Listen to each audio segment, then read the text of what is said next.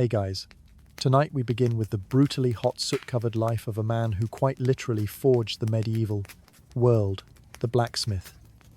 You've probably seen them in movies, hammering glowing iron in slow motion with sparks flying majestically through the air.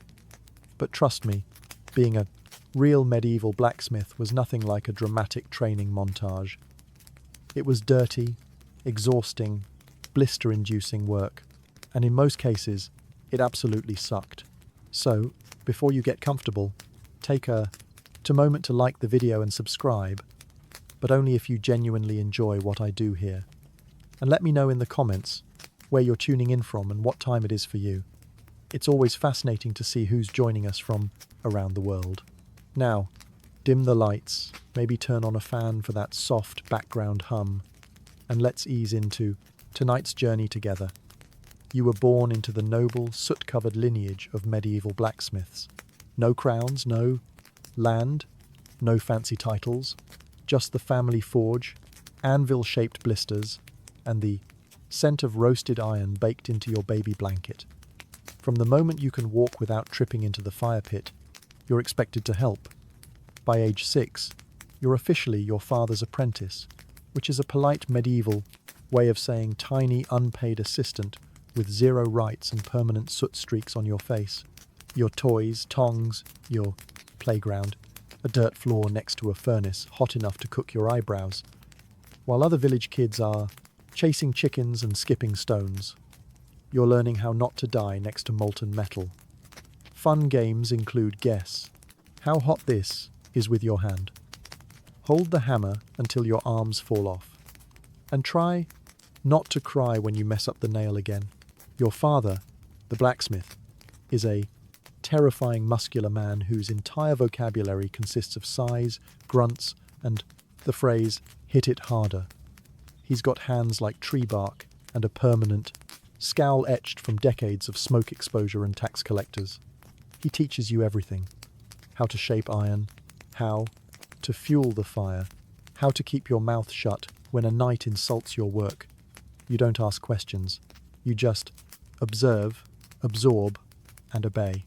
Mostly because asking questions results in a flying horseshoe and a week of silent treatment. Holidays, nice idea. You don't get those. The forge doesn't take breaks, and neither do you. Someone always needs something sharpened, fixed, or reforged. You learn quickly that free time is just the time between one job and the next.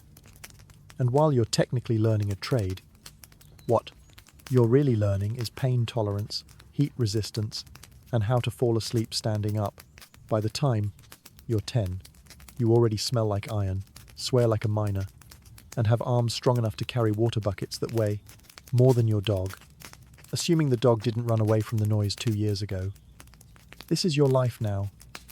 Welcome to the family business. Hope you like sweat, smoke, and 70 years of back pain. If you thought you'd get a few good years of playtime before the hammer came down, think again. Childhood in the medieval blacksmith's world is more of a suggestion than a phase. The moment you can lift a bucket without toppling over, you're drafted. Forget games, toys, or any concept of fun. Your playroom is a smoke-stained shed filled with sharp objects and open flames. Your jungle gym, a rack of tongs next to a pit of peat, glowing coal. One wrong step and you're getting an unscheduled lesson in how long your skin can sizzle before Dad notices. Your official job title might be apprentice, but what it really means is do everything no one else wants to do and get yelled at anyway. You stoke the fire, pump the bellows, sweep the floor, clean the tools, restack the coal, and try not to get impaled by a falling horseshoe. All before breakfast, you get paid in food, stern nods, and the occasional grunt of mild approval, which, in blacksmith language, means you didn't completely ruin that today. Meanwhile, the village kids you once knew are out in the fields, maybe throwing sticks or learning how to milk goats. You envy them, even if they do smell like cheese and manure. They might grow up to be farmers or shepherds, humble jobs, sure, but ones that involve fewer glowing weapons and surprise burns. You, on the other hand, are learning to make nails by hand. Nails, thousands of them bent, twisted, and reheated again and again until they're straight enough to hold some lord's chicken coop together. If you're lucky, your father lets you swing a hammer on your own right after he points out every single thing you're doing wrong. And don't even think about saying, "I'm tired." That phrase doesn't exist in the forge. Fatigue is weakness. Burnout is for candles. You keep swinging, keep sweating, keep smiling, or at least keep from crying where anyone can see. Because in the eyes of your master, who is also your dad, you're not a child anymore. You're a blacksmith in training, and the training never ends. The forge isn't just where you work. It's your entire existence. It dominates your senses, reshapes your muscles, and rewires your brain. By the time you're in your teens, it doesn't just feel like a place. It feels like a living creature, a hot, smoky, temperamental beast that you must feed, control, and fear. You know the sounds by heart, the bellows wheezing, the iron hissing in the water, the sharp clang of hammer on metal echoing like a war drum. There's a rhythm to it, like some brutal, medieval symphony, and your body moves in time with it, whether you're awake or half asleep. You stop noticing the heat after a while. That's not because it gets easier, it's because you've simply accepted it. Like gravity or taxes, you know which stones get too hot to sit on, which coals burn quickest, and which parts of the floor are secretly trying to murder your feet. Your skin darkens from smoke, not Sunday. Your clothes, the same soot-stained tunic and leather apron you wear every day, smell like a mix of scorched wool, grease, and desperation. You don't own many things, but you do own this forge.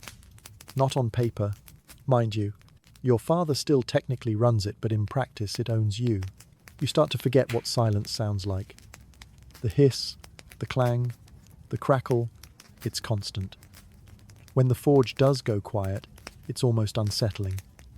You find yourself twitching like you're missing a beat in a song you've been forced to memorize since childhood. Your friends, assuming you've kept any, barely see you. He's probably at the forge becomes your default status. You're not a blacksmith, you are the forge. A two-legged extension of fire and steel. And strangely, a part of you starts to love it. Not the burns, not the blisters, but the feeling when the shape finally comes out right.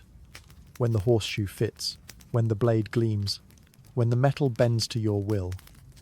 For a moment, you're not just a kid covered in soot. You're a creator, a crafter, a necessary gear in the medieval machine. Then the moment passes. The next order arrives, and the fire roars again. Time to get back to work. By the time your friends are just starting to grow into their teenage limbs, yours already feel like they've been through a siege.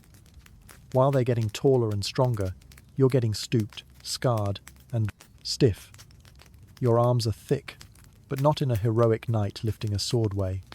More like teenager who's been repeatedly attacked by anvils. Your back, a tragedy, hunched from hauling metal and leaning over the forge for hours a day. Your knees, they creak when you crouch. Your shoulders pop every time you lift a hammer, which is every few seconds. So now that's just part of your personal soundtrack. And your hands. Let's talk about your hands. You used to have fingers. Now you have iron-tipped claws. They're blistered, cracked, and stained, with soot so deep, even the Nile couldn't wash it off. Cuts are common, burns are daily, and your fingernails. Half of them are permanently blackened or missing. When someone offers you bread, you hold it with the same delicacy you'd use to cradle a hedgehog made of glass. Because every knuckle already feels like it's been cursed. There's no such thing as recovery time. Pull a muscle. Keep working. Twist your wrist. Use the other one. The forge doesn't care that your elbow is screaming. Iron doesn't wait politely while you rest. And let's not forget sleep. You'd think with a day full of hammering and hauling you'd pass out easily. But no, your muscles ache so bad you can't lie still. Your ears are still ringing from 10 hours of clanging. And your arms twitch with phantom swings like you're sparring ghosts in your dreams. You ache in places you didn't know could ache. You smell like pain. Even your pain has pain. And what does your father say about this? Good. You're learning. In a strange way, you are. You're not growing despite the pain. You're growing because of it. You're being hardened like the very metal you work. Shaped by heat, pressure, and repetition. But make no mistake, by the time you hit adulthood, your body feels like it already lived 2 lives and died halfway through both. And the worst part, you're just getting started. In most jobs, smoke is a problem. In your job, it's a co-worker, and a particularly rude one. The forge isn't just hot, it's a choking chamber, and every breath you take comes seasoned with the fine aroma of coal dust, scorched metal, ash, and regret. If you can see clearly more than 6 feet ahead, congratulations. Someone forgot to light the fire. There's no chimney, just a hole in the roof that leaks more smoke in than it lets out. You try opening a window. There is no window. Just soot, black walls, your father's coughing, and the occasional gust of wind that blows everything into your eyes. Anyway, your lungs. Let's just say they've entered a long-term toxic relationship with smoke. At first it burns, then it irritates. Then one day, it just becomes normal. Coughing fits, part of the rhythm, black mucus. Not ideal, but hey, at least it's consistent. You've reached the point where clean air feels suspicious. Even your voice changes. You start sounding like a 60-year-old goat farmer who drinks boiling tar. Words are scratchier, breaths are shorter, and your throat always feels like it's hosting a dust storm. But you keep working because you have to. And it's not just the smoke from the fire. There's metal dust from grinding, oil fumes from quenching, and sometimes burnt leather, charred wood, or whatever unfortunate material just dropped into the coals. You've probably inhaled 3 different types of poison before noon. Protective gear, please. Around your face is the best you can do. And even that gets sweaty, gross, and somehow smells worse than the smoke itself. You take it off and suddenly it's a little harder to breathe. But at least you're not gagging on your own sweat. Long-term damage, of course. Asthma, black lung, early death, all part of the career package. But you're not thinking long-term. You're thinking about finishing that gate hinge before your father notices how crooked it is. In the world of a medieval blacksmith, air is just another burden. You don't breathe to survive. You breathe to keep hammering. By now, you've developed an intimate relationship with your tools, mostly based on pain, necessity, and mutual disrespect. Your hammer, it's basically an extension of your arm. You've named it. You've cursed it. You've swung it so many times that your shoulder now clicks when you raise it like a haunted maraca. But without it, you're just a sweaty guy standing in a smoke-filled hut. The hammer makes you a blacksmith and also makes you bleed regularly. Then there's your tongs, clumsy, hot, and always pinching you at the exact wrong moment. You've burned your fingertips more times than you've successfully picked up anything. The iron slips. The grip fails. You yell. Your dad tells you to grip it like you mean it. You consider throwing them into the fire just to teach them a lesson. Your chisel. It used to be sharp. Now it's mostly a suggestion of a blade, because you've used it to shape, split, scrape, and occasionally pry open stuck doors when your neighbour's lock breaks, files, awls, punch tools, rivet sets. Your tool bench looks like a medieval torture rack. And honestly, it kind of is. You've been jabbed, crushed, pinched, sliced, and impaled by every item you own. Your fingers have memory now. They flinch at the mere sight of a new tool. Your apron. It's meant to protect you, and it sort of does. If by protect you mean Catch hot metal shards and hold them close to your body like a smouldering hug. It's more scorched than stitched, and the leather stiffens like a corpse every winter. And yet, despite all this, you care for these tools like to their family. You sharpen them, oil them, line them up each night, because if one breaks, you're done. You can't work, you can't earn, you can't eat. No tool, no income. So yes, your tools are your life. But don't be fooled. They've also declared war on your fingers, spine, and sanity. Every day they whisper, "We help, you survive, but we'll also slowly destroy you." And you say, "Yeah, that sounds about right." Now pass the hammer. You don't wear a crown, carry a sword, or lead armies. But without you, the village stops functioning by Tuesday. You're the blacksmith, and everyone needs you all the time for everything. You're the medieval equivalent of customer service, tech support, and roadside assistance rolled into one soot-covered figure who smells like smoke and shame. The knight needs a new sword. You make it. The farmer breaks a plow. You fix it. A monk's bell cracks. A baker's oven door jams. A shepherd's gate latch won't close. Guess who gets called? That's right, you. Every single time. And they all act like you've just been waiting for their problem. They show up unannounced, mid-swing, covered in mud, and entitlement. "I know you're busy," they say, "but could you just? Could you just?" The phrase that haunts you. But here's the best part. You never get thanked. They assume it's your duty, that you were born to serve. If their hoe works, their door closes, or their shield holds, they nod and walk away, like you were the lucky one, as if you should be honoured to repair their rusty bucket at sunset for half a loaf of stale bread. Payment often inconsistent. Sometimes in coin, sometimes in goods, sometimes in promises they forget by next market day. One man paid you with a dead chicken good for soup. It wasn't. You're also the go-to fixer for problems that don't belong to you. Bent hinges from someone sitting on a gate. You fix it. Broken dagger from a drunk fight. You fix it. Mysterious piece of iron no one can identify, but absolutely must be fixed. Yep, still you.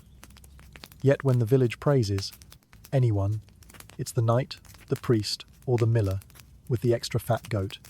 You, your background noise, a necessity, a reliable tool, not a person. But here's the secret. You know they couldn't last a week without your work. Their fields would stall, their homes would fall apart, their horses would limp, and while they may not sing songs about you, their entire world is quietly held together by your hands. You'd think peace would be good news. No raiders, no bandits, no screaming noblemen demanding a new sword by sundown. But for you, peace is terrible for business. Because you, the blacksmith, may work on plows and hinges, but what really pays the bills is war. When there's fighting, everyone needs you. Weapons, armor, arrowheads by the hundreds. Even horseshoes wear down faster under the weight of panicked cavalry charges. You're flooded with work. The forge burns brighter. The coins roll in. You, maybe exhausted, but your belly is full, and your debt to the alehouse, momentarily forgotten. But then the war ends. The local lord declares a truce. The knights stop marching, and suddenly your orders vanish. No more swords. No, more helmets. Just a farmer asking if you can sharpen a sickle, and maybe accept 3 onions as payment. And, sure, you can make household goods, cauldrons, door handles, cooking spits, but there's not much profit in it. Everyone wants you to work like a wizard, but they want to pay you like a stable boy. You become a negotiator, a beggar, and a merchant all at once, haggling for decent wages like your forge is a stall at market. And don't even think about raising your prices. People look at you like you just cursed. Their cow. But you're just hammering metal, they say, as if molten iron bends itself into shape while singing church hymns. you start to miss the chaos. Not the blood, not the burning villages, but the steady flow of orders, the purpose, the rush. When knights lined up outside your forge with dented shields and coin purses ready, you mattered. Now you're making keys for locked doors no one locks, patching pots that should have been thrown out, and fixing tools so old they belong in a museum, not a field. Peace for everyone else means safety and rest. For you, it means economic anxiety and hunger. And deep down, though you'd never say it, out loud, part of you whispers, wouldn't mind a small skirmish, just a little one, maybe a minor border dispute, because when swords break, you eat. Some jobs have an end, a clear finish line, a task completed, followed by rest, applause, or at least a warm bowl of stew. Blacksmithing is not one, two of those jobs. Your work is never done. Not today, not tomorrow, not even in your dreams. You fix one thing and three more break. Patch a gate hinge. The wheel falls off the cart. Finish a batch of nails. Someone shows up demanding 10. More, but longer this time. And also, I can't pay you until harvest. You rise before the sun and go to sleep long after it disappears behind the trees. And even then, your brain keeps hammering. You dream of bellows, sparks, and that one customer who still owes you a half dozen eggs and a thank you. Even the quick jobs never are. A villager walks in holding a mangled rake. It just needs a little fixing, they say. But, you know, that's 2 hours of reshaping, reheating, hammering, and nodding politely as they ask, "Is it ready yet?" every 5 minutes. And just when you think you can finally sit, maybe drink something that isn't lukewarm and smoky, your apprentice comes running. The friar's ill. You need to shoe the horse. Of course you do, because you're the blacksmith. And around here, blacksmith means everyone else's last resort. The forge demands attention constantly. The fire won't stoke itself. The tools rust, if ignored. Your anvil shifts in the summer heat. Your bellows crack in the winter cold. Everything is either falling apart or threatening to. Even holidays don't stop the work. Sunday is technically a day of rest, unless, of course, someone's ox cart breaks on the way to market. Then suddenly, you're in your apron, half awake, praying the priest doesn't walk by while you're hammering on the Lord's day. You don't keep a to-do list. That implies there's a point when it'll all be crossed off. There isn't, because blacksmithing isn't a job. It's a cycle. Work, fix, repeat, until your body gives out, or your hammer does. And the worst part, you kind of love it. You'd think that pounding hot iron all day would earn you at least 2 things: a good meal and a solid night's sleep. Wrong. In the life of a medieval blacksmith, food and rest aren't guaranteed. They're luxuries, like clean water or polite customers. Let's talk food first. You work from sun up to sundown, burning calories like a runaway horse.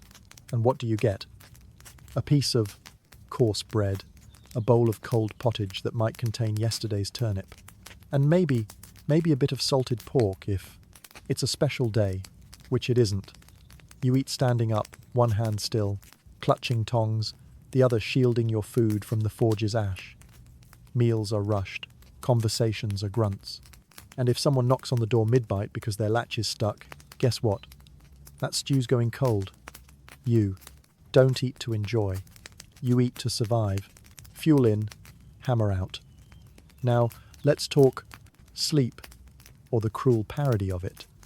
When you finally crawl into bed, your hands are throbbing. Your back feels like it lost a bar fight, and your ears are still ringing from a full day of iron. Symphonies. Your bed, a straw-stuffed sack that's either too lumpy, too flat, or full of mysterious crawling things. Your blanket, a scorched wool sheet that smells faintly of forge, smoke, old ale, and regret.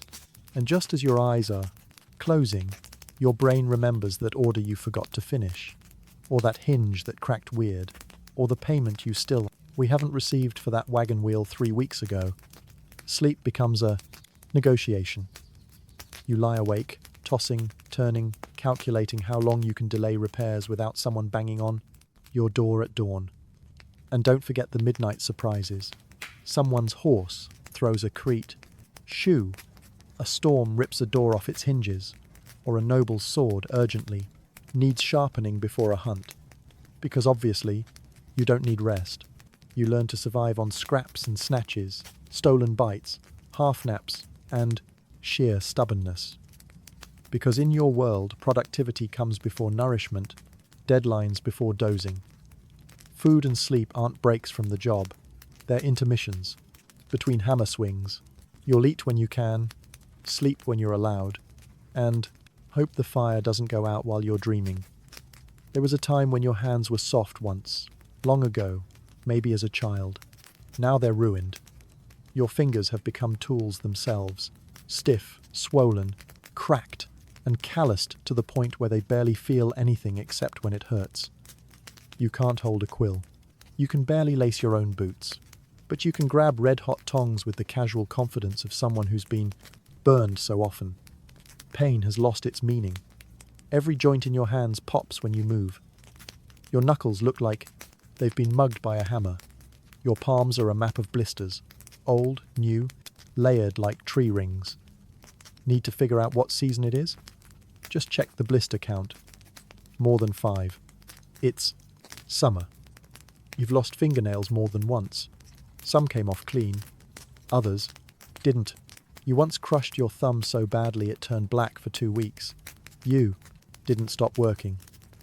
You just switched hands and grunted more than usual. Cuts are constant. Sometimes it's a chipped edge. Sometimes a file bites you. Sometimes the iron fights back. Every week something leaks blood. You wrap it in a scrap of cloth, curse under your breath, and keep working. Worse still are the burns. Some are mild, little reminders that iron doesn't forgive. Others are worse, the kind that sizzle, bubble, and leave scars that tell their own stories. You've branded yourself, more times than a cattle farmer. And at this point, you're not even mad about it. You're just used to it. Your grip, strength is the only thing that's improved. You can crush walnuts like they owe you money. But dexterity, that's gone. You drop things, your fingers shake when cold. You're 30, and have the hands of a 70-year-old knight who lost 3 wars and now plays tavern dice for soup. But despite it all, these hands are what keep you alive. They shape swords, fix hinges, and hold the hammer that holds your reputation. They hurt constantly, but they work. Because in this life, it doesn't matter how broken your body is, as long as you can still swing. Let's be honest, you don't smell great. Actually, you haven't smelled clean since you were 5. The moment you became your father's apprentice, your personal fragrance took a permanent turn toward unwashed ashtray, mixed with burnt bacon, and desperation. Welcome to Blacksmith life, where no matter how hard you scrub, you smell like fire forever. The forge burns all day, and so, too do you. The smoke seeps into your clothes, your hair, your skin. Your sweat doesn't even smell like regular sweat anymore. It's more like smoked meat left out during a warm spring. You could bathe in theory, but baths are rare. Water is cold, and you're working 6 days a week covered in soot, grease and coal dust before the sun's even fully up. So, what's the point? You'd be filthy again by breakfast. Your clothes are no help. You wear the same singed tunic and scorched leather apron every day. They haven't been truly clean since the last festival, and even then, someone spilled ale on them before noon. Now they just sort of hang on your body like a protective layer of hardened funk. You try perfume, forget it. It lasts 10 minutes before the forge eats it alive. Flowers wilt near you. Bread goes stale faster. Cats hiss when you pass. And the worst part, people notice. You walk into the tavern, and the crowd parts like the Red Sea. The innkeeper already knows to seat you in the corner, near a window, if possible. Not out of courtesy, but survival. No one wants to share a bench with the human embodiment of a burnt fence post. Still, you take it in stride. A little shame is better than going unnoticed. You're known. People say that's the blacksmith with a mix of respect and nasal discomfort. You may not be the most charming man in town, but you're definitely the most aromatic. Besides, smelling like fire means you've been working. Smelling like iron means you've been crafting. And smelling like sweat-soaked leather dipped in soot and regret, well, that just means you're a professional. You didn't choose this to life. The forge chose you through your father's calloused hands, and the iron, expectations passed down like a rusty heirloom. And now you're doing the same. Your son doesn't play with wooden swords or run wild through the fields. He fetches coal, pumps the bellows, holds the tongs steady while sparks rain down, and you mutter, "Don't flinch." He's maybe 7, but already smells like burnt metal and wet burlap. You feel a bit guilty, but only a bit because you're not being cruel. You're preparing the hymn. This is the trade. This is survival. He watches you swing the hammer, and you see the way he stares, wide-eyed, half in awe, half in fear. To remember that look? It's the same one you used to give your father back when he seemed like a mountain. Now you understand. He wasn't made of stone, just exhaustion and responsibility.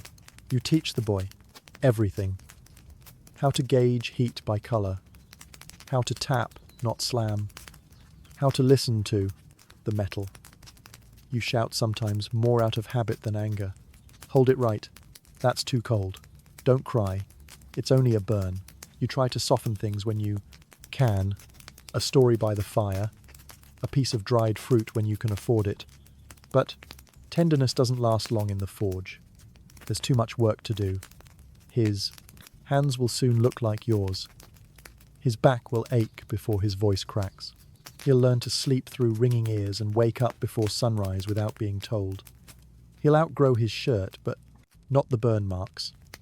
And when you finally fall apart, knees, shoulders, lungs, he'll carry the hammer you can no longer lift.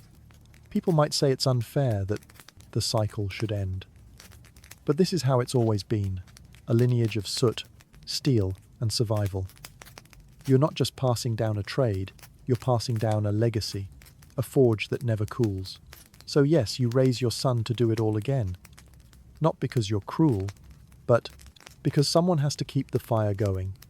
You've spent a lifetime standing too close to fire, swinging too much, iron, and breathing too little clean air. It was never a question of if your body would fail, just when. And now it's happening. Your knees creak like wooden doors in a storm. Your back refuses to straighten. Your fingers, once strong enough to bend steel, now tremble when you lift a cup. The forge still roars, but your arms won't answer. The hammer feels heavier every day, as if it knows it's nearly time to leave your grip. You don't go out in a blaze of glory. There's no heroic finale, no ballad. You simply slow down. You start handing tasks to your son. You sit more, watch more. He asks you questions, and for the first time you struggle to remember the Rajing's answers. The villagers start going to him now. They still nod respectfully when they pass you, but they talk to your boy. He's the one with the calloused hands now. The burns are fresh on him. The ache of the craft has shifted to new shoulders. And quietly, you're proud. You were never wealthy. You never owned land or books or fine clothes, but you were necessary. You kept swords sharp, wheels turning, gates swinging, and farms working. The world didn't thank you often, but it moved because of you. You likely won't see 50. Most blacksmiths don't.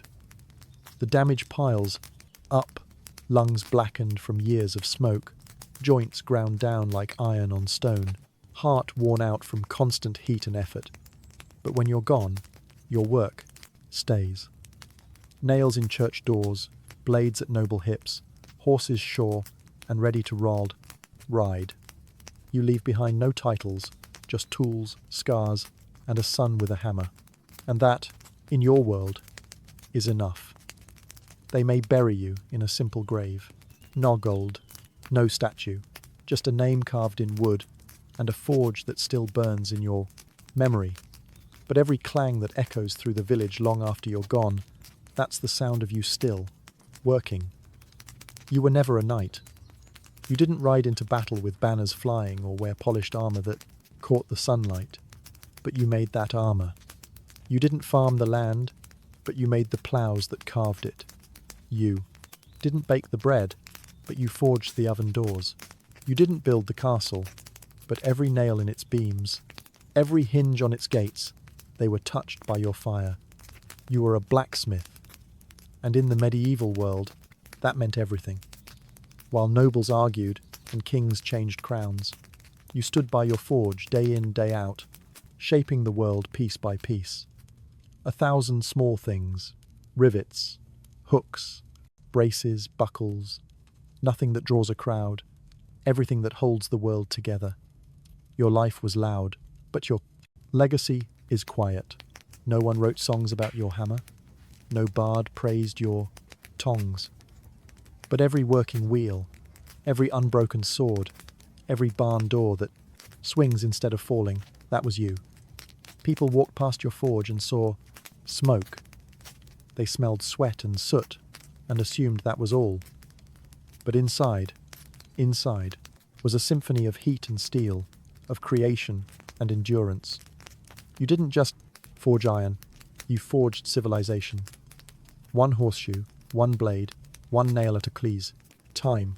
And now, long after your hands have gone still, the fire continues.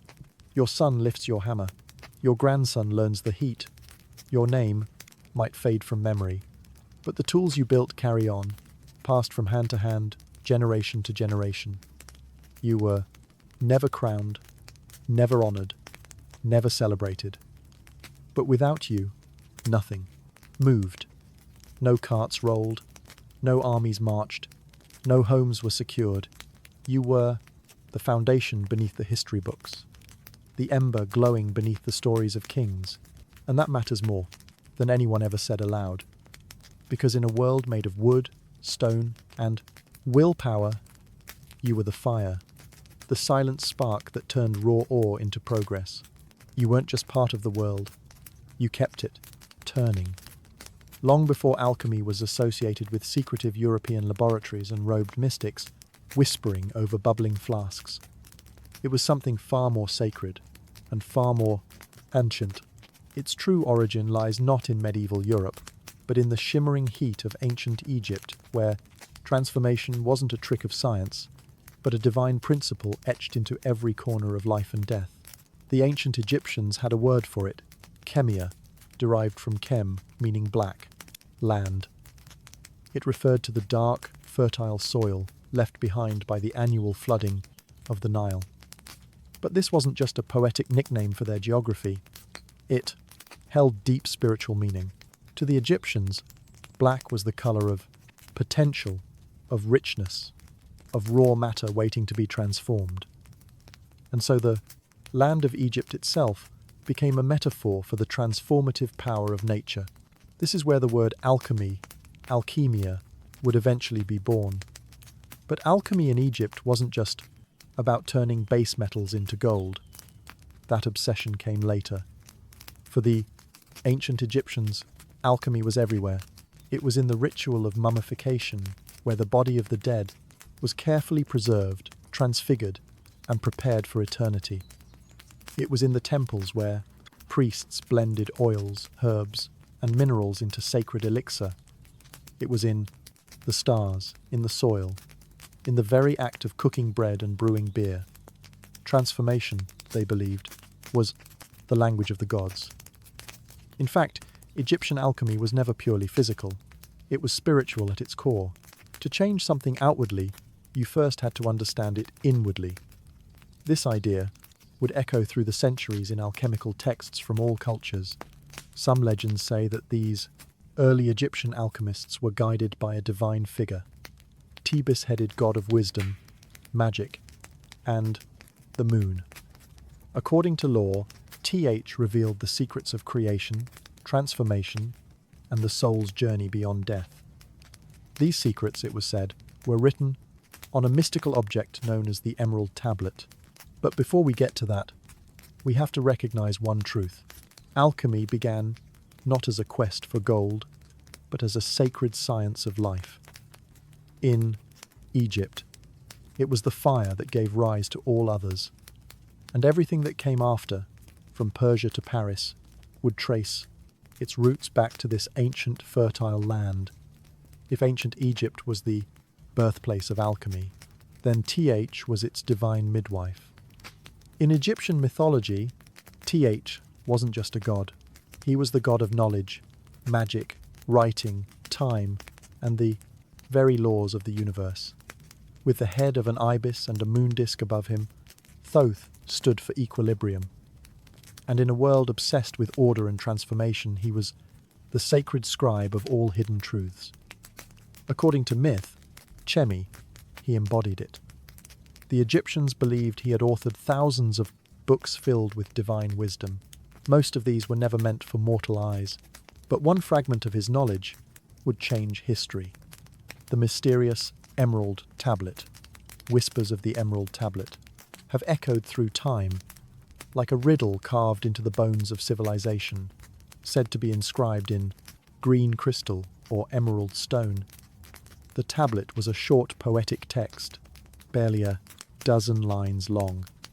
Yet those lines were believed to hold the ultimate key to transforming matter, spirit, and reality itself. It begins with a sentence that has haunted thinkers for centuries. That which is above is like that which is below, and that which is below is like that which is above. This simple line, the principle of correspondence, suggests that the microcosm and the macrocosm are mirrors. What happens in the heavens happens within the human soul. What changes in the lab echoes in the cosmos. The Emerald Tablet didn't hand out instructions for making gold. It handed out a worldview. It said the world is not fixed. Everything can be refined, elevated, transmuted, not just lead into gold, but ignorance into wisdom, chaos into harmony, the mortal into the divine. The tablet also speaks of the one thing, the source of all creation, and how it rises from the earth and descends from the sky, carrying the power of all things in its wake. Many saw this one thing as the philosopher's stone, others as the soul, the ether, or even consciousness itself. But perhaps the greatest mystery wasn't the content of the tablet, but who could understand it. You had to be more than a scholar. You had to be a seeker. And it was this sacred riddle, gifted by Thoth, that would survive the fall of Egypt and pass like a torch across borders and ages. First to Persia, then to the world. As Egypt's golden age faded, alchemy did not vanish. It migrated, travelling along trade routes carried by scribes, mystics, and conquerors. It passed into the hands of another ancient empire, Persia. But this was not merely a transfer of knowledge. In Persia, alchemy underwent a transformation of its own, one that blended spiritual fire with philosophical depth.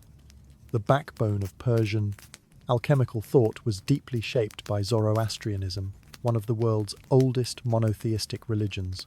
At its heart was the concept of duality, a constant battle between light and darkness, truth and falsehood, purity and corruption.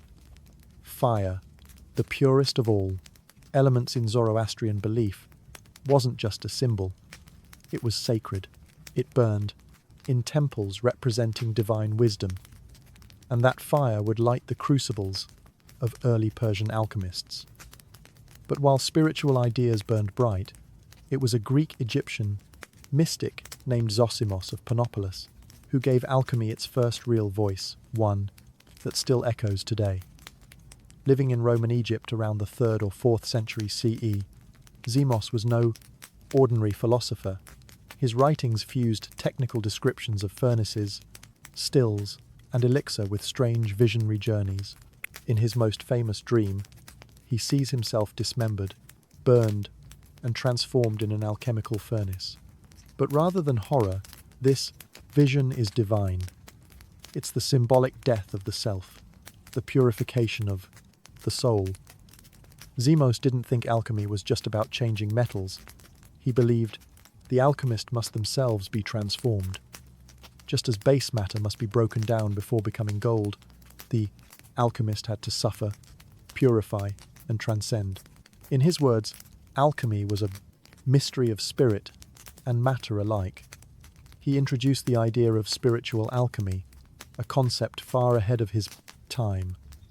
Zemos' writings are full of strange symbols: lions devouring, serpents, men melting into coloured vapours, divine beings emerging from fire.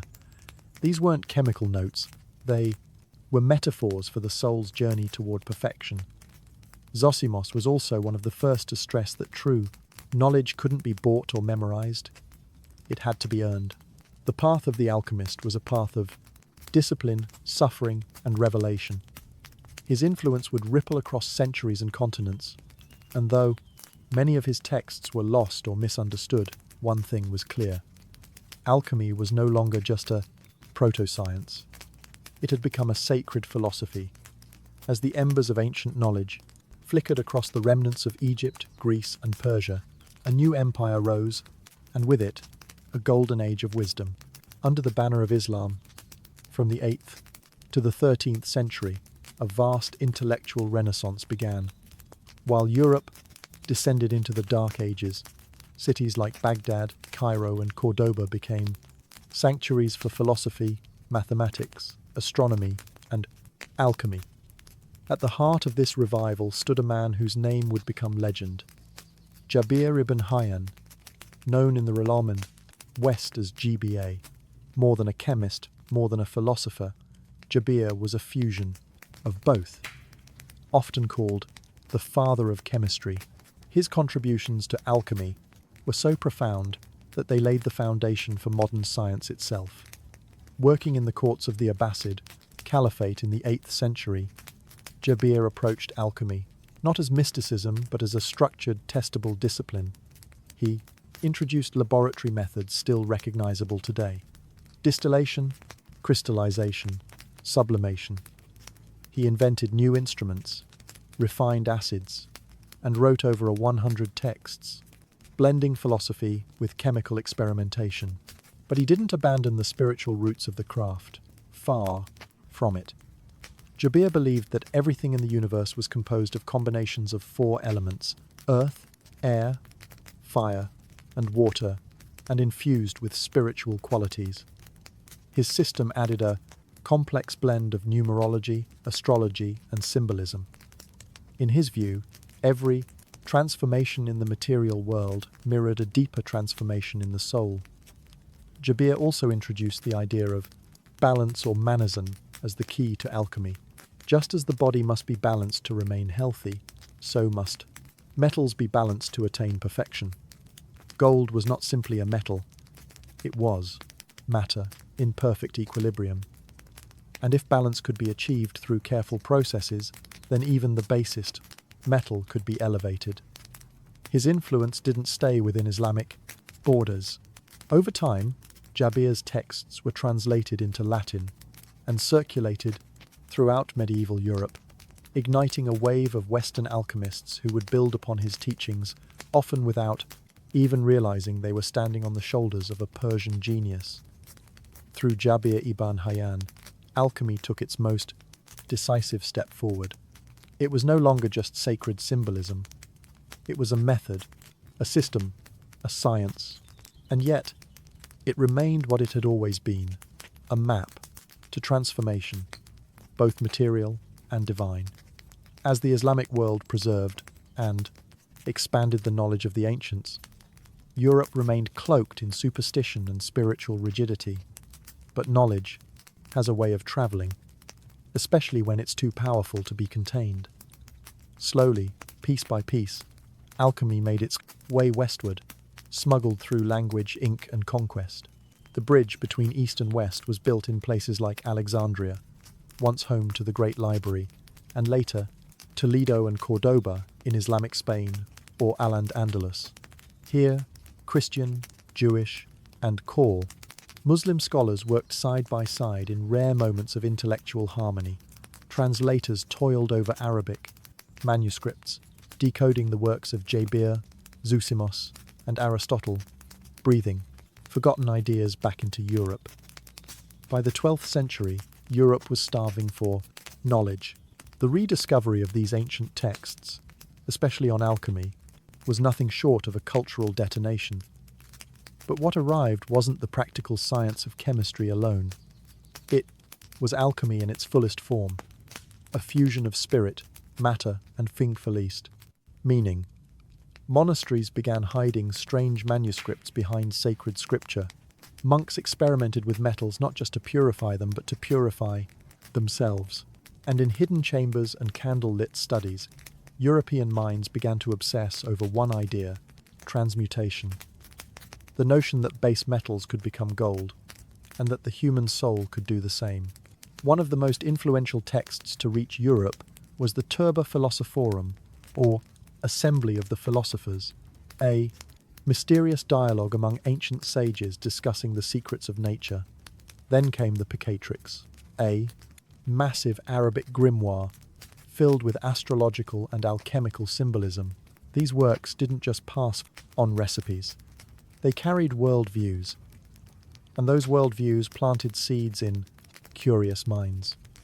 The Latin translations of these texts circulated quietly, often disguised as religious or philosophical treatises to avoid accusations of heresy. After all, alchemy posed a threat. It challenged the fixed order of things. If lead could become gold, could a peasant become noble? Could man become divine? The church watched with suspicion, but alchemy's allure was too strong. It offered a hidden path to perfection, outside of dogma, outside of authority. By the late Middle Ages, Europe had taken the torch. The flame that once burned in Egypt, Persia, and Baghdad now flickered in castles, monasteries, and secret societies. Alchemy had crossed the threshold, and it was about to evolve again. By the late Middle Ages, alchemy in Europe had transformed into something almost mythic. It was no longer just an intellectual pursuit. It was a holy quest. And at the heart of that quest lay one object, one idea, one obsession: the philosopher's stone. The stone wasn't just a chemical substance. It was a mystery wrapped in allegory, hidden in symbols, and cloaked in riddles. Said to have the power to transmute base metals into gold and grant immortality through the elusive elixir of life. The philosopher's stone became the most sought-after artifact in Western esoteric tradition. But to those who truly understood alchemy, the stone was not physical. It was spiritual. In alchemical manuscripts, it went by many names: lapis philosophorum, the red; stone, the powder of projection. Some claimed it was a literal red crystalline substance.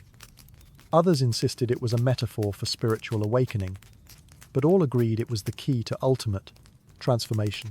Alchemists believed the universe itself was a living organism, constantly striving toward perfection. Metals too were alive, growing slowly in the womb of the earth. Lead was simply immature gold. And just as nature evolved toward balance, man could evolve as well. The philosopher's stone was the accelerant of that evolution. European alchemists like Albertus Magnus, Roger Bacon, and later Paracelsus devoted their lives to understanding the processes of nature in pursuit of this ultimate truth. They built furnaces, studied astrology, collected rare minerals, and wrote cryptic texts filled with serpents, suns, dragons, and kings, all metaphors for the stages of inner and outer transformation. The stone's creation was said to follow a path called the magnum opus, or great work. It began with Negrado, the blackening, symbolic of death, decay, and the breaking down of ego. Then came albedo, the whitening, purification. Then citronus, the yellowing, illumination, and finally rubido, the reigning, rebirth, and the emergence of the stone. But why hide this process in metaphor? Because true transformation, alchemists believed, wasn't meant for the uninitiated. The stone would reveal itself only to those who were ready, not just intellectually, but spiritually. To seek the stone was to seek perfection. And while many searched for gold, the wisest alchemists knew the only thing worth perfecting was the rafaldo, soul. As alchemy took deeper root in medieval Europe, it began to slip into the shadows. What was once open dialogue in temples and scholarly exchanges in courts now became hidden practice. The reasons were many: religious scrutiny, political fear, and the simple fact that alchemy's language had become a secret code, decipherable only to the initiated. The Church, wielding enormous power, saw in alchemy both promise and danger. While some Christian mystics embraced it, seeing the transmutation of metals as a mirror of Christ's resurrection, others condemned it. The idea that man could manipulate nature, even achieve spiritual ascension outside of divine grace, was heretical. To avoid persecution, alchemists cloaked their teachings in allegory and symbolism. Thus began an era where alchemy went underground, hiding in secret societies, coded manuscripts, and obscure symbols that only insiders could interpret. The Rosicrucians, a mysterious brotherhood that surfaced in the 17th century, claimed to hold ancient alchemical wisdom passed down from Egypt and Arabia. Their manifestos spoke of spiritual enlightenment, divine harmony, and the hidden sciences. Though no one could prove their existence, their ideas spread like wildfire, inspiring generations of seekers. Then there were the Freemasons, whose roots trace back to stone builders, but whose rituals echo deeply with alchemical philosophy, purification, transformation, inner light. Whether or not they practiced alchemy in the literal sense, their symbolic language aligned perfectly with its aims, the building of the perfect self. Alchemy also found refuge in books of secrets, texts like the Mutus Liber, which contained no words, only a series of strange, symbolic images meant to communicate the great work without uttering a single sentence. Other manuscripts were written in green language, a form of wordplay, puns, and poetic double meanings that concealed their deeper truth. The alchemist's life had become one of duality. Outwardly a scholar, physician, or monk, quiet, obedient. Inwardly a revolutionary, chasing the divine through fire and metal, spirit and stone. The very secrecy that threatened alchemy also preserved it. Like a fire buried beneath ash, it smouldered unseen, passed down from master to apprentice, generation to generation. And in these quiet shadows, alchemy continued to evolve, not just as an early science, but as a living philosophy, one that would soon encounter its greatest challenge, the birth of modern chemistry. By the 17th and 18th centuries, a quiet revolution was brewing, one that would both inherit and bury the legacy of alchemy. The age of enlightenment had arrived. The mysticism and metaphor that once cloaked alchemical thought were no longer welcomed in scholarly halls. In their place came a new language: empiricism, logic, and repeatable results. Alchemy's successor had arrived. Its name was chemistry. This wasn't an abrupt execution. It was a slow, methodical transformation. Many of the earliest chemists were in fact alchemists. They simply shifted focus. The goal was no longer spiritual perfection or the transmutation of souls, but measurable change.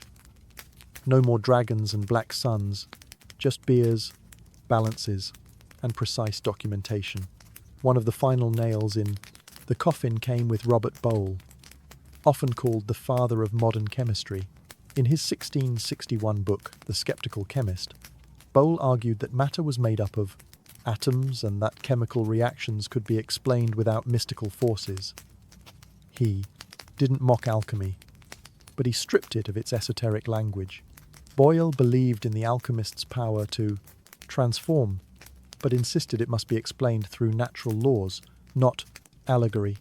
Soon after, Antoine Lavoisier would discover the role of oxygen in combustion and disprove the ancient theory of the four elements: earth, air, fire, and water.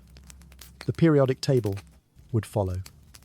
Laboratories became secular temples of knowledge. Alchemy, with its hidden codes and sacred metaphors, was seen as outdated, an embarrassment to real science. But here's the paradox. Chemistry owed its very existence to alchemy.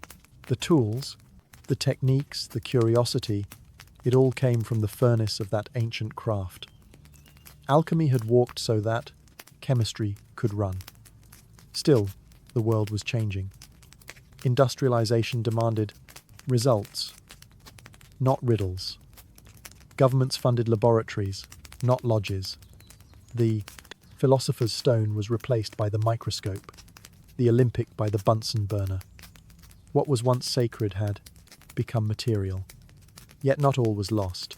In hidden corners and quiet minds, alchemy still breathed, not as a science, but as a symbol of transformation, of unity, of the eternal dance between matter and spirit. And while the world turned to chemistry for answers, some still looked to alchemy for meaning, because some fires never go out. They just burn beneath the surface. Alchemy may have vanished from the halls of science, but it never truly died. Instead, it transformed just as it always taught that all things must. What began in the tombs of Egypt, refined in the fire temples of Persia, and encoded in the hidden texts of medieval Europe, didn't simply disappear.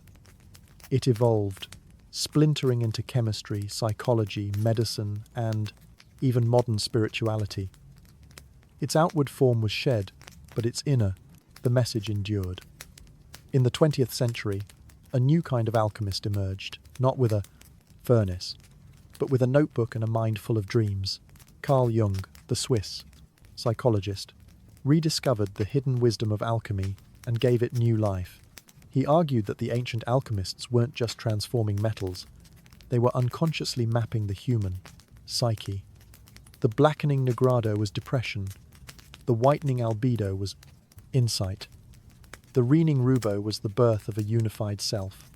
The philosopher's stone, Jung said, was individuation, the process of becoming whole. Alchemy, it turned out, had always been about more than gold. Today we see its fingerprints everywhere, in self-help books preaching transformation, in stories of heroes who descend into darkness to return reborn. In the very language we use, words like refine, distill, purify, all echoes of the alchemist's path. Even in science, the spirit of alchemy lingers. Chemists still transmute elements in nuclear reactors. Physicists speak of dark matter and unified fields, with the same wonder alchemists once had for ether and quintessency. The search for the fundamental building blocks of the universe continues. Only the language has changed. But perhaps the true legacy of alchemy lies in its insistence on wholeness. It never separated spirit from matter or science from mystery. It taught that the transformation of the world begins with the transformation of the self. That behind every experiment was a sacred question. Who are you? Becoming in the process? In a world driven by speed, by technology, by the cold precision of data, alchemy whispers an ancient truth that to change anything, truly, you must also be willing to change yourself. And so the alchemists, fire still burns, not in crucibles, but in hearts, waiting, calling, transforming. Because alchemy was never just a science, it was a mirror. At first glance, Cappadocia seems like a surreal painting. Its surface, dotted with towering stone chimneys and rippling ridges carved by wind and time. Tourists marvel at the strange beauty above. But what most never realize is that the real wonder lies beneath their feet. Deep under this Turkish landscape is a forgotten world, a labyrinth of subterranean cities stretching for miles. These aren't simple caves or makeshift shelters. There are entire urban complexes hidden underground, complete with residences, chapels, wells, food storage, stables, and even schools. Some go down as far as 18 stories, housing thousands of people in the shadows of the earth. The most astonishing part, many of these cities were completely unknown until the mid-20th century. In 1963, a man renovating his home in the town of Derinkuyu knocked down a wall in his basement. What he found behind it wasn't brick or dirt. It was a tunnel. That tunnel led to another, then to a chamber, then to a 2-2 spiral staircase. He had accidentally uncovered an ancient entrance to one of the largest underground cities in the world. It was as if an entire civilization had chosen to vanish beneath the ground, leaving behind no sign except silence. But Derinkuyu was just one of many. Over the decades, archaeologists have identified hundreds of underground settlements throughout Cappadocia. At least 40 major ones interconnected through narrow corridors and secret escape routes. These weren't random burrows. They were deliberately planned and engineered. Massive stone doors could seal off passageways from the inside. Ventilation shafts brought fresh air from the surface. Wells tapped into underground aquifers, ensuring fresh water, even under siege. Why would anyone build something so elaborate under the earth? That question has haunted historians for years. Theories abound. Were these cities hiding spots from invading armies, monastic refuge, secret, spiritual sanctuaries? Or were they something far older, far stranger? Whatever the reason, one thing is clear. Cappadocia wasn't just a region, it was a refuge, a world beneath a world, a place where thousands could disappear from the surface and live their lives entirely underground. And the deeper you go into these cities, the stranger the story becomes. To understand why people built cities beneath Cappadocia, we first need to understand the land itself. Because Cappadocia is no ordinary terrain. Millions of years ago, a series of violent volcanic eruptions buried central Turkey under layers of ash. That ash hardened into a soft, porous rock, known as tuff, a material light enough to carve with basic tools yet strong, enough to hold its shape over centuries. Rain and wind shaped it into strange formations, fairy chimneys, conical towers, mushroom-like spires. The entire region looked like something torn from a dream or a different planet. But ancient people didn't just marvel at the rock, they worked with it. Early settlers realized that this volcanic stone was a gift.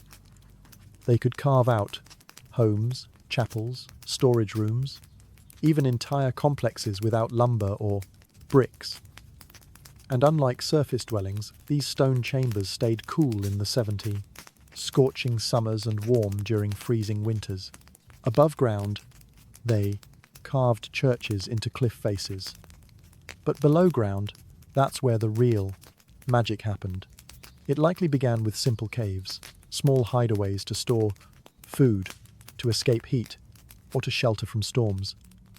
But over time, as threats grew and communities expanded, those caves grew too. They evolved into interconnected rooms, then levels, then networks. And once the digging started, it didn't stop.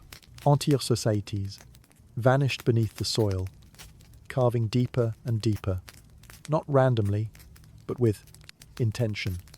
Tunnels connected homes to kitchens, stables to wells, rooms to chapels. They created ventilation shafts that reached the surface and filtered fresh air through multiple stories. They even dug vertical staircases wide enough for people and livestock, yet narrow enough to defend. What's truly incredible is how ancient these structures may be. While many underground cities were expanded during the Byzantine era, some archaeologists believe that the original levels, especially in places like Derinkuyu, Kakla, could date back to the Hittite Empire, or even earlier, around 2000 BCE. This land invited transformation. and the people of Cappadocia responded by shaping it not with machines but with patience, vision, and survival in mind. The earth wasn't just a foundation, it was a shelter, a fortress, a second sky, only inverted and filled with secrets. But what exactly were they hiding from? That's the question we explore next. Beneath the quiet town of Deranuyu lies something extraordinary. A city not above the earth, but deep beneath it. A city that no one even knew existed until 1963, when a man doing simple renovations in his home knocked down a wall and found a dark tunnel stretching beyond sight. That tunnel led to chambers. The chambers led to corridors. Staircases spiraled downward into the rock, leading from room to room, level to level, until eventually explorers found themselves standing 18 stories beneath the surface. They had uncovered Deranuyu, the largest and deepest underground city ever found in Cappadocia and possibly the world. What archaeologists found was staggering. This wasn't a temporary hideout or an emergency shelter. Deranuyu was a living city carved entirely out of volcanic stone. It had homes, churches, communal kitchens, wine and oil presses, storage rooms, schools, and even a baptismal chamber. It could house an estimated 20,000 people, along with their livestock and food supplies. It was engineered with remarkable precision. Massive rolling stone doors shaped like millstones could be pushed to seal off tunnels in case of attack. These weren't simple blocks. They were perfectly fitted, movable from the inside, and nearly impossible to force open from the outside. Ventilation shafts snaked upward through the rock, delivering fresh air to the deepest levels. Wells accessed underground aquifers to provide water without surfacing. There was even a mission, school complete with study rooms, suggesting that this city wasn't just about survival, it was about continuity, teaching, worship, community. But here's what makes Deranuyu so mysterious. We don't really know who first built it or why. Some believe it was expanded by early Christians fleeing Roman or Arab persecution. Others argue the foundations are far older, perhaps dating back to the Phrygians or even the Hittites thousands of years before Christ. Why go to such extraordinary lengths to disappear underground? Was it to escape invaders, as many believe? Or was the threat not human at all? Deranuyu holds no inscriptions, no names, no definitive timeline, just rooms, tunnels, and questions. And even today, much of it remains unexplored. Because the deeper you go, the less it feels like a city, and the more it feels like something else. To build downward is far more complex than building up. There's no sunlight, no scaffolding, no wide open skies, just solid stone and shadow. And yet, the architects of Cappadocia's underground cities didn't just dig.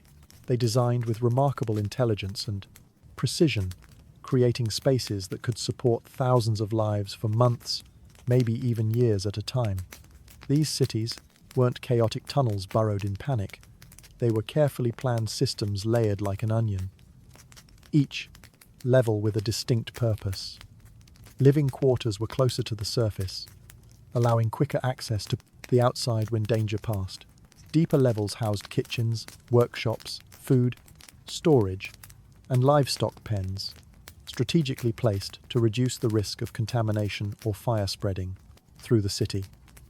One of the most ingenious features was the ventilation system. Long vertical shafts were carved through the rock to allow air to circulate through as many as 18 underground levels.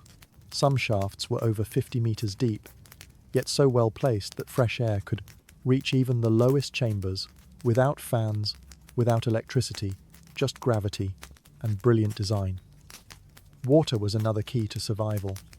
The cities were built around natural aquifers.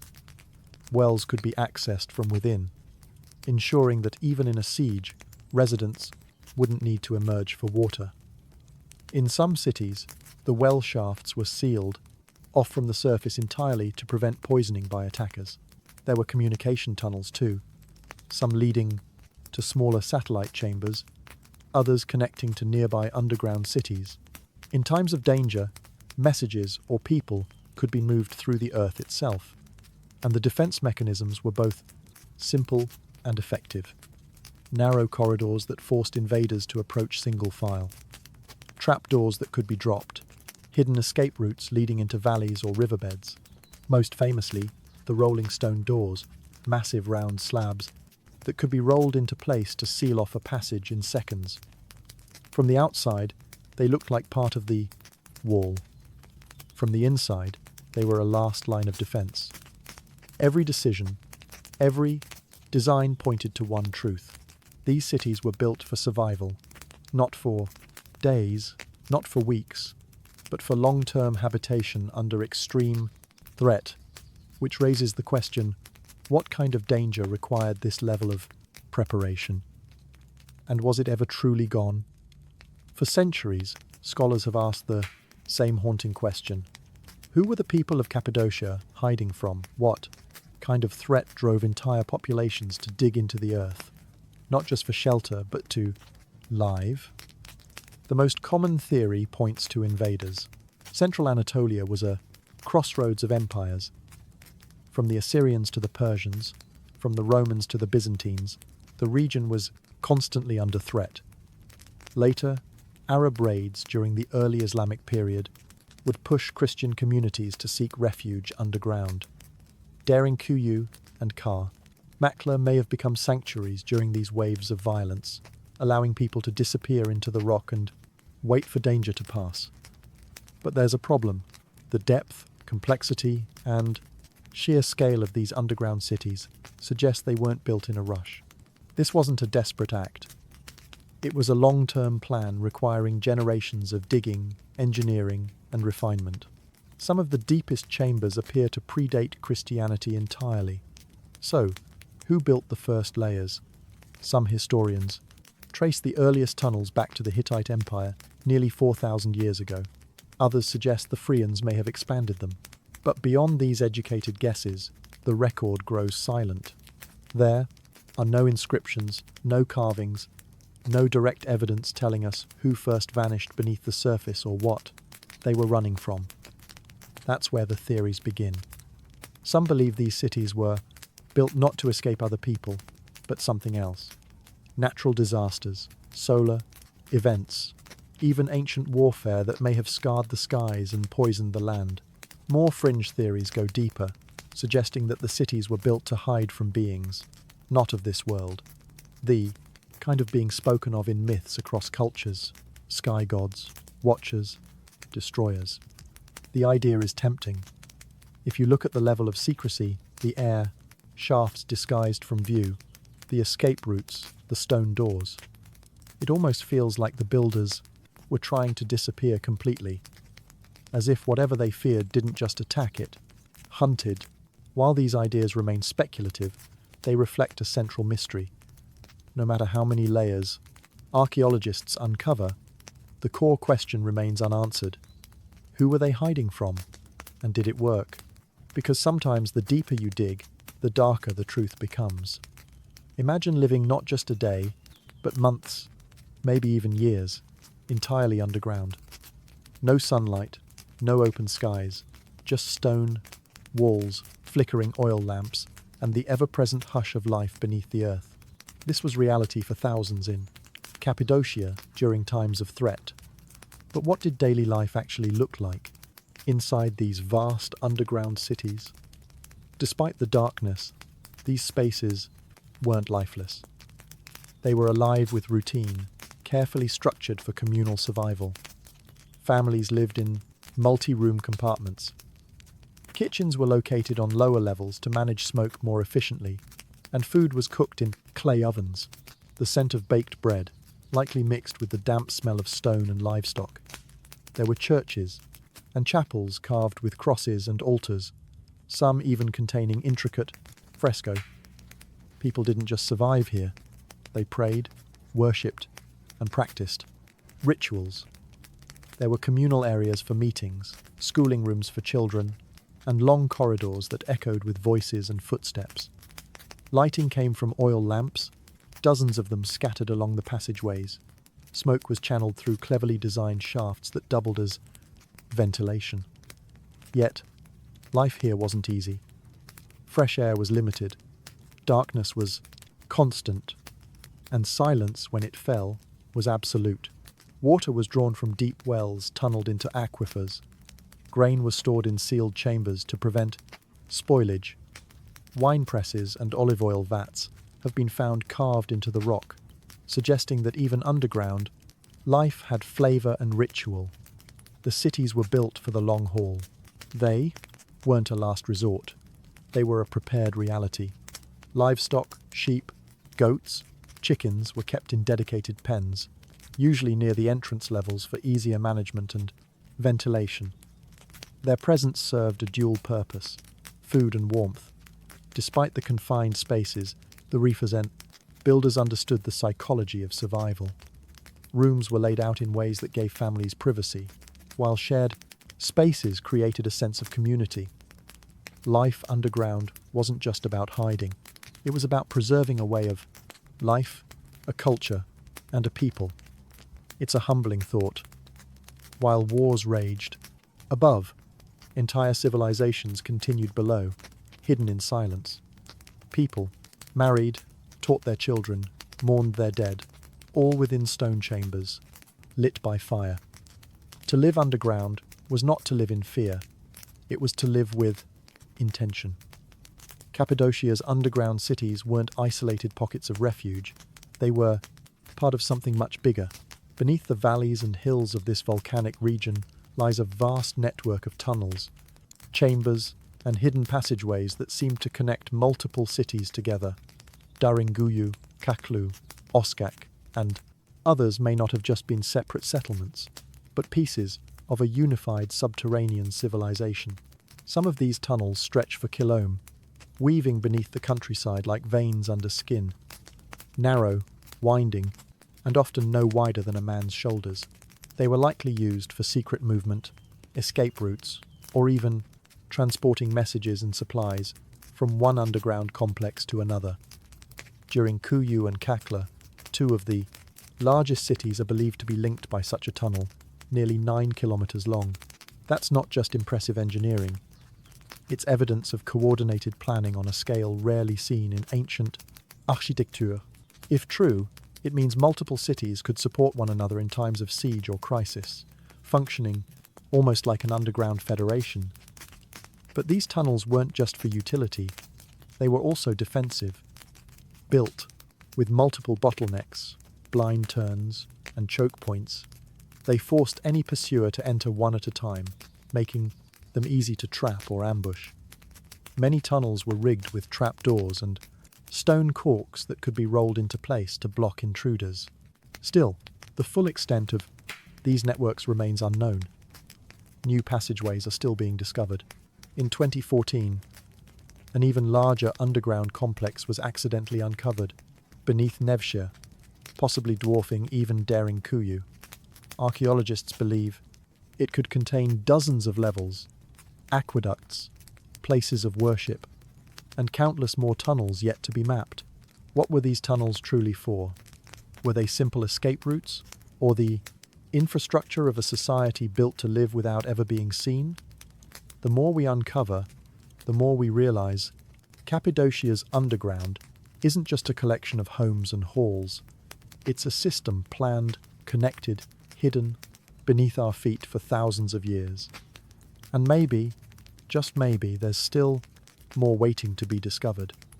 Entire cities buried not by time but by intention. Because in Cappadocia, the earth doesn't just hide secrets, it protects them. Despite decades of excavation and study, Cappadocia's underground cities remain wrapped in mystery. The stone walls may be silent, but the questions echo louder than ever. Not just how they were built, but why. And when historical answers fall short, myths and alternative theories rush in to fill the void. One of the most enduring questions is about the true age of these cities. Conventional archaeology ties their major expansion to the Byzantine period when Christians sought refuge from invading forces. But some researchers believe that the earliest tunnels and chambers are far older, possibly dating back 4,000 years or more. If that's true, what kind of threat existed so long ago that would drive people underground?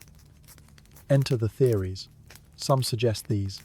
Subterranean cities were emergency shelters from natural cataclysms, massive floods, solar flares, volcanic, winters, or ancient climatic disasters. The layout of the cities, self-sufficient, hidden, and sealed, could be interpreted as long-term survival bunkers prepared for environmental collapse. Others look to cosmic explanations. Ancient astronaut theorists argue that early civilizations may have built these cities to hide from entities they described as gods, beings who descended from the sky and ruled with fearsome power. Could the underground cities have been a shield from something not of this earth? One local legend speaks of giants that once roamed the surface, driving people below. Others tell of fire from the heavens and enemies that came with burning eyes. To the modern ear, these may sound like metaphors or memories distorted by centuries of oral tradition, but they hint at something terrifying enough to push entire cultures into the rock. There are also theories tied to the symbolism of the earth itself. In some ancient traditions, descending into the ground represents a journey into the underworld, a metaphorical death and rebirth. Were these cities spiritual sanctuaries, places of ritual transformation? Or were they never abandoned but forgotten on purpose? The truth is, no single theory explains it all. The scale, the age, the precision. It doesn't fully fit into our existing historical framework, and maybe that's the most unsettling part, because sometimes what lies hidden isn't just history. It's the edge of something we were never meant to understand. Today, visitors to Cappadocia walk through dreamlike landscapes, over valleys carved by wind, past fairy chimneys glowing orange in the evening Sunday. Hot air balloons drift quietly overhead, but beneath their feet, the ground is hollow. Beneath the beauty lies a world carved in darkness, one still holding its breath after thousands of years. The underground cities are now open to tourists. Visitors descend narrow stairwells, pass through low-arched tunnels, and stand in rooms where people once lived in silence, waiting for danger to pass. And yet only a fraction has been uncovered. Some chambers remain sealed. Some tunnels collapse into shadow. Some doorways lead nowhere, or so it seems. These aren't just ruins. They're testaments, proof that people will do whatever it takes to survive, to protect their children, to preserve their beliefs, to vanish when the world turns hostile. And in that act of vanishing, they left behind a kind of message not written in language, but in stone. We don't know their names. We don't know their stories, but we know this. They were planners, engineers, visionaries. They created something that could endure centuries of silence, something that might have been meant never to be found. Cappadocia reminds us that history isn't always on the surface. Sometimes the most profound truths are buried on purpose, hidden from conquerors, hidden from the curious, hidden maybe from time itself. And what remains? Mystery. Mystery in the perfect fit of the rolling stone doors. Mystery in the air shafts that still pull wind from the deep. Mystery in the miles of unexplored tunnels. Still untouched, still dark. Maybe the real purpose of Cappadocia's underground world will never be known. Maybe it isn't meant to be. But as you walk through those chambers, with the weight of rock above and the silence pressing in, you feel something ancient, stirring, a presence, a whisper, not of fear, but of endurance. Because when the world above was chaos, the people of Cappadocia looked down and chose to survive in the dark together. And the earth, it seems, has kept their secret. Well, to the ancient world, sleep was not an escape from reality. It was an entryway into something deeper. Dreams weren't dismissed as random thoughts or figments of imagination. they were taken seriously. In fact, they were considered messages, sometimes warnings, sometimes prophecies, and often direct communications from gods or spirits. For ancient civilizations, the boundary between the physical and spiritual world wasn't sharp. It was porous, and in sleep, that boundary grew thin. The act of dreaming was sacred, mysterious, and often terrifying. It was during those quiet, vulnerable hours of the night that the divine could reach into the human mind, and what it whispered or roared could shape the course of a king's decision, a priest's ritual, or a city's fate. In almost every early culture, from the river valleys of Mesopotamia to the temples of Egypt and themes of Greece, dreams held an elevated status. People believed they were being visited not by fantasy, but by real forces with real consequences. Dreams could foretell war, they could reveal betrayal, they could offer healing or demand sacrifice. Ignoring a powerful dream wasn't just seen as foolish, it was dangerous. The dreamer then was not just to a sleeper, they were a messenger, a vessel temporarily opened to cosmic truths. And in some cases, that dreamer became a prophet chosen by the gods. Entire professions were devoted to understanding dreams. Priests, shamans, oracles, and seers all learned to read the symbols that emerged in the night. A snake in a dream could be a symbol of transformation or a deadly omen. A rising sun could promise victory or deception depending on the context. Each culture had its own codes, but the same belief was universal. Dreams mattered. Even today, fragments of that ancient visdomlinga, we speak of following our dreams or waking up to a realization. But in the ancient world, dreams weren't poetic expressions. They were maps, warnings, sacred intelligence, delivered while the conscious mind slept. This was the world before Freud, before REM cycles, before science tried to measure what the ancients already feared and revered. Because to them, the dream world was real, and to walk through it was to walk with gods. The first civilization to leave written records of dreams were the Sumerians, who lived in Mesopotamia over 5,000 years ago. They didn't view dreams as random images. To them, dreams were direct transmissions from the divine, often complex, symbolic, and deeply consequential. Among the ruins of their cities, archaeologists uncovered clay tablets etched with dreams, some personal, others political. Dream interpretation wasn't a novelty. It was a structured practice taught, studied, and respected.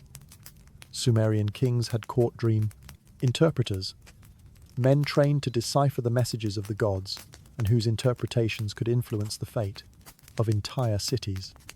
One of the most famous examples of this ancient dream culture lies within the Epic of Gilgamesh, one of the world's oldest literary works. In it, both Gilgamesh and his companion Enkidu experience vivid, symbolic dreams. Before embarking on their dangerous journey to slay the monster Haba, Gilgamesh dreams of celestial battles and collapsing mountains, visions his mother and priests interpret as divine warnings and veiled prophecies. These dreams weren't ignored. They were consulted as sacred guidance. The Sumerians believed that there were two types of dreams, ones sent by gods to help or instruct, and others that were empty, simply echoes of the day. Determining which was which required the wisdom of a priest or diver. People who could read omens, symbols, and patterns hidden in the braced imagery of sleep. Temples often had special chambers where priests or even kings would sleep in hopes of receiving divine visions. This ritual practice, known later in other cultures as incubation, may have originated with the Sumerians. These sacred dreams were seen as oracles, sometimes even more trusted than waking signs. Dreams could also serve as political tools. A ruler claiming divine dreams could strengthen his legitimacy or justify major decisions. The gods told me in a dream wasn't just spiritual, it was power.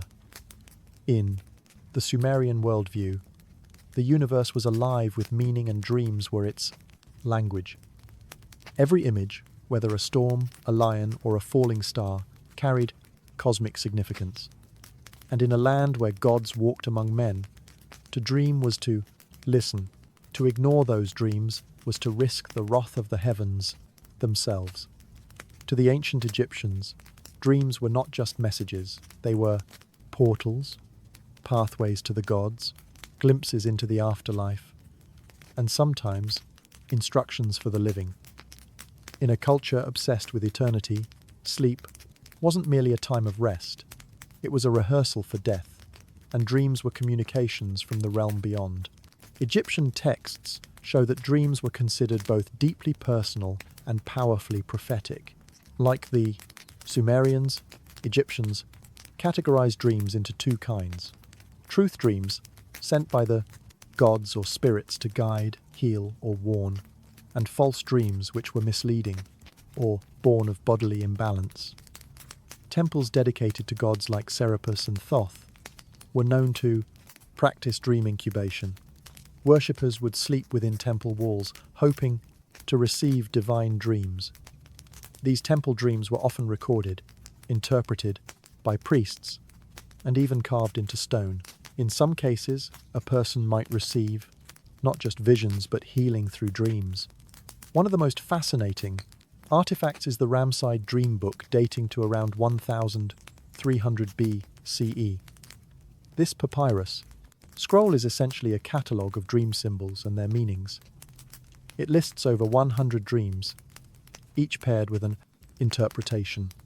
For example, if a man sees himself eating crocodile flesh, it means he will gain power over his enemies. Another entry warns that dreaming of drinking warm beer means impending sorrow. These interpretations were taken seriously. Pharaohs, generals, and priests all sought the counsel of dream interpreters who acted as intermediaries between the dreamer and the divine. Egyptian mythology also linked dreams to the ka, the soul. During sleep, the ka was believed to leave the body and travel to other realms. What it saw there returned as dreams. Sometimes these were visions of loved ones, long dead, or encounters with gods bearing messages.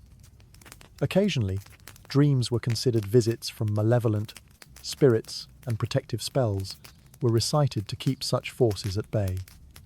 Even in tomb inscriptions, dreams appear. Kings described how gods came to them in the night, offering divine sanction for their rule or guidance for their legacy. In the land of pyramids and gods, dreams weren't illusions, they were revelations. And to dream was to step briefly into the eternal. In ancient Greece, dreams occupied a space between medicine, mythology, and philosophy. To the Greeks, dreams were more than personal. They were cosmic messages delivered by gods, heroes, or even forces from the underworld. But unlike earlier civilizations, the Greeks also began to ask why we dream, planting the first seeds of psychological thought. The most sacred place for dream revelation in Greece was the Asclepion, a healing temple dedicated to the god Asclepius, the divine physician. Pilgrims came from across the Mediterranean to sleep inside these sanctuaries in a process called incubation. Before sleeping, they would bathe, fast, pray, and sometimes offer sacrifices, all to prepare their bodies and souls to receive healing dreams. In these dreams, it was said that Asclepius himself would appear, diagnosing their illness or prescribing a cure, sometimes even performing dream surgery. Temple priests called therapeuti interpreted the dreams and applied treatments based on what the gods revealed. This blend of medicine and mysticism was highly respected, and it worked, or at least seemed to. The walls of escapons were covered in inscriptions, thanking the gods for miraculous recoveries. But dreams in Greece were not only for healing, they were political and prophetic too. In Homer's epics, dreams come directly from Zeus. In the Iliad, the god sends a deceptive dream to Agamemnon to influence battle strategy. In the Odyssey, Penelope speaks of two gates of dreams, one of horn, from which true dreams emerge, and one of ivory, from which come lies. Dream interpretation became a respected craft. Philosophers like Aristotle and Heraclitus pondered the nature of dreams, wondering whether they came from divine origins or simply the stirrings of the soul. Meanwhile, Artemidorus of Daldis, a 2nd century dream interpreter, wrote the Onera Critica, a 5-book manual on how to decode dreams based on profession, gender, status, and symbolism. His work was referenced for centuries. The Greeks believed that during sleep, the soul loosened its grip on the body, floating in a liminal state, where it could glimpse deeper truths. Whether sent by gods or born from inner reflection, dreams were never meaningless. To the Greeks, to dream was not just to see visions, it was to momentarily touch the divine mind. In the ancient world, dreams weren't just reflections of the mind. They were often believed to be prophecies. Many civilizations saw the dream state as a space where time unraveled, allowing the future to bleed into the present. To dream was sometimes to witness fate before it arrived. And that knowledge carried both great power, deep responsibility. Across Sumer, Egypt, and Greece, history is filled with rulers, generals, and prophets who acted based on their dreams. One wrong interpretation could cost a kingdom. One correct reading could change the course of history. In Mesopotamia, dreams of celestial omens, falling stars, dark suns, or blood-red rivers were seen as signs of coming war or disaster. Priests kept detailed records of these dreams, looking for patterns that might predict the fate of empires. These records weren't just stored. They were consulted during times of crisis. The Egyptians also viewed dreams as divine warnings. Pharaoh Thutmose IV famously claimed his reign was foretold in a dream, one in which the Sphinx spoke to him, promising kingship if he cleared the desert sand from its body. Whether fact or political storytelling, that dream secured his legitimacy in the eyes of the people. In the Greek world, prophetic dreams played out on the battlefield and in political chambers. Before major decisions, leaders sought omens, either through dream incubation or by consulting oracles like those at Delhi, who often dreamt as part of their rituals. Even Alexander the Great was said to have dreamed of the Egyptian god Serapis before conquering Persia, taking it as a sign of divine favor. But prophecy wasn't only for kings. Every day, people also believed dreams could foretell marriage, childbirth, illness, or death.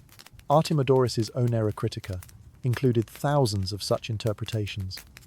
Dreaming of losing teeth, a death in the family; dreaming of flight, a sudden change in fortune. The belief in prophetic dreams gave ordinary people a sense of access to the divine, a glimpse into the hidden threads of fate.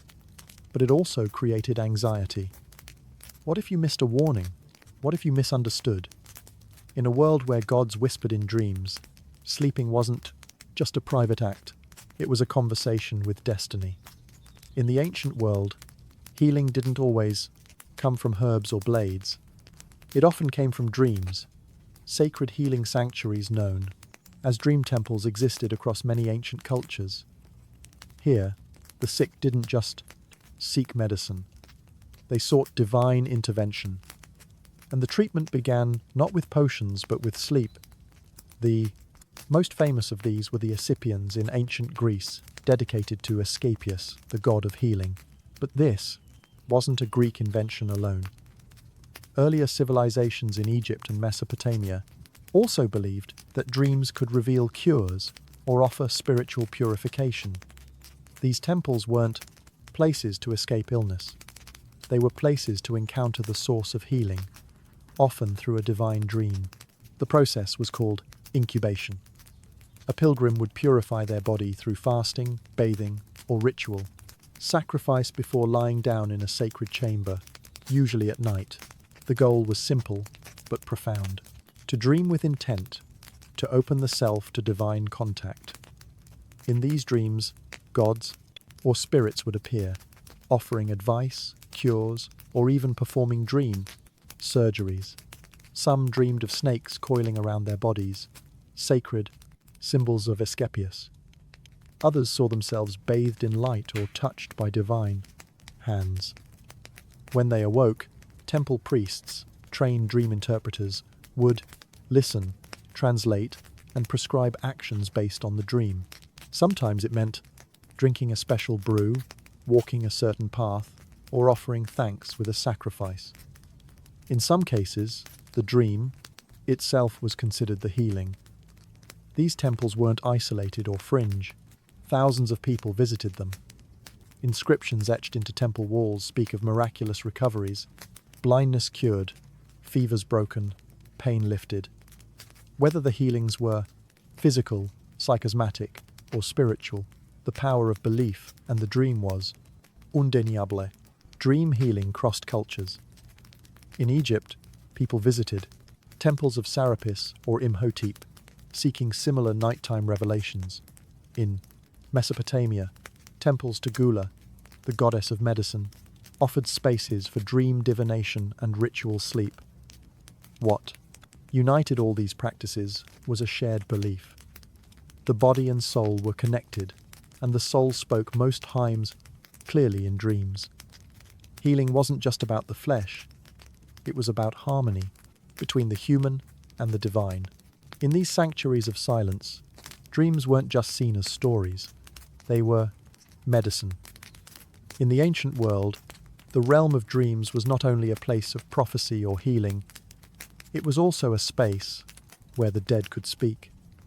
Many ancient civilizations believed that dreams provided a rare and sacred moment when the veil between the living and the dead grew thin. To dream of a departed loved one was not seen as a simple expression of grief or memory. It was often believed that the spirit of the deceased had truly returned, bearing messages, warnings, or unresolved requests. These dream encounters were powerful, emotional, and deeply significant. In Egypt, where the afterlife was central to belief, dreams were thought to offer a direct link to the underworld. The soul, or ka, was believed to travel freely during sleep, even visiting the dead. If a deceased family member appeared in a dream, it could mean they were displeased, in need of offerings, or simply reaching out with guidance. Egyptians sometimes wrote letters to the dead, left in tombs or shrines, asking for protection or help, hoping the request would be answered in a dream. In Mesopotamia, dream encounters with the dead were treated with reverence and caution. The dead were believed to retain power in the Say afterlife, and a dream visitation could be a sign that something was amiss. Perhaps a neglected burial ritual or an unfulfilled vow. These dreams were often followed by ritual purification or offerings to set things right. The Greeks also took dreams of the dead seriously.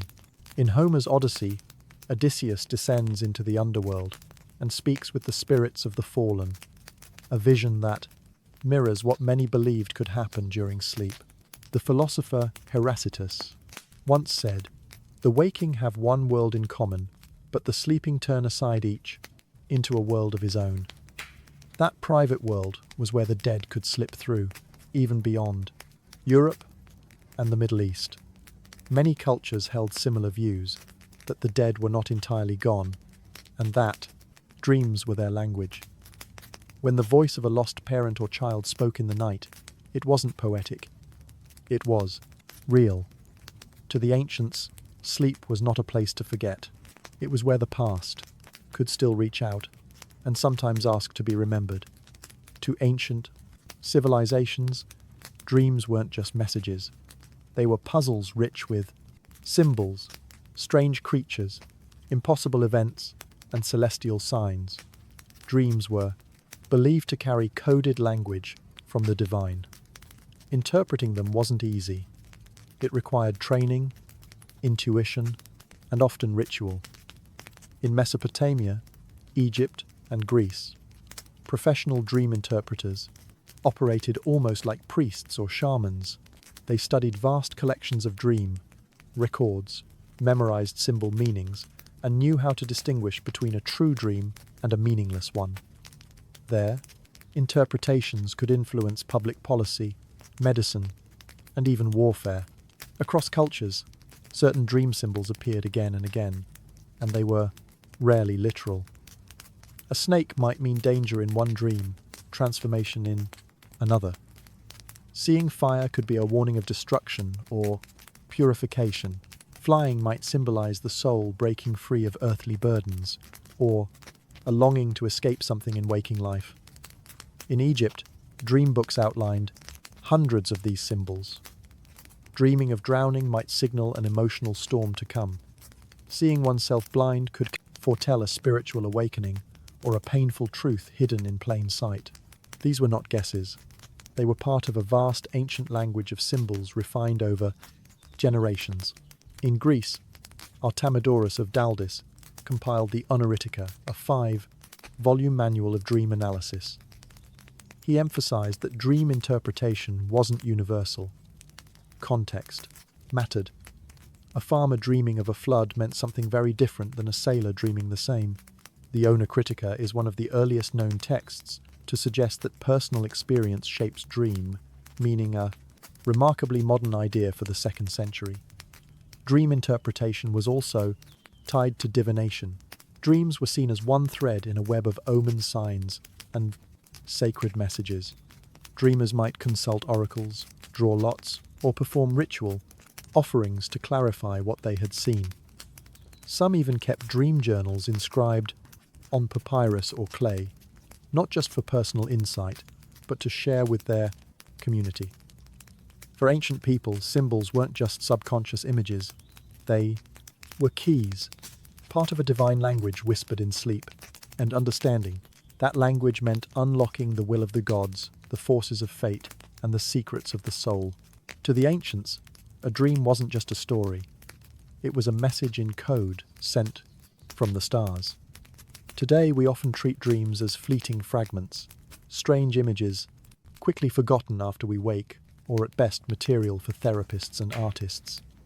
But to the ancients, dreams were far more than mental noise. They were sacred, structured, and respected. They offered guidance, healing, connection with the dead, and glimpses of the divine. Dreams were a part of the fabric of life, woven into medicine, religion, and governance. So, what happened? As science and rationalism rose, particularly in the post-Enlightenment West, dreams were reclassified, no longer messages from the gods. They became neurological byproducts, electrical impulses, memory, fragments, or emotional processing. The sacred became clinical, the symbolic was reduced to chemical. But even now, in moments of grief, change, or deep intuition, dreams still matter. We still search them for meaning. A dream of a lost loved one can bring closure. A recurring nightmare can reflect stress or a truth we don't want to face. Modern psychology, beginning with Freud and Jung, tried to reclaim some of that ancient understanding, recognizing that dreams hold power, even if we no longer call it divine. What the ancients understood is that the dream world is not separate from life. It is a mirror reflecting not only our fears and desires, but something bigger, something eternal. Whether it was a god speaking from the darkness, a warning about tomorrow's storm, or the voice of a parent long buried, dreams offered something society could not provide during waking hours. A conversation with the unknown. And maybe that's what we've lost. The humility to listen to what sleep might be trying to tell us. Across time and civilization, belief remained constant. Dreams are not random. They are doors. And the question isn't whether they're real. It's whether we're willing to walk through them. In every ancient temple, every scroll, and tablet, we hear the same whisper. Pay attention. Close your eyes not to forget the world, but to understand it, because in the silence of night, when the noise of the world fades, we might just hear what the Sumerians Egyptians and Greeks already knew, that dreams are not echoes of the mind,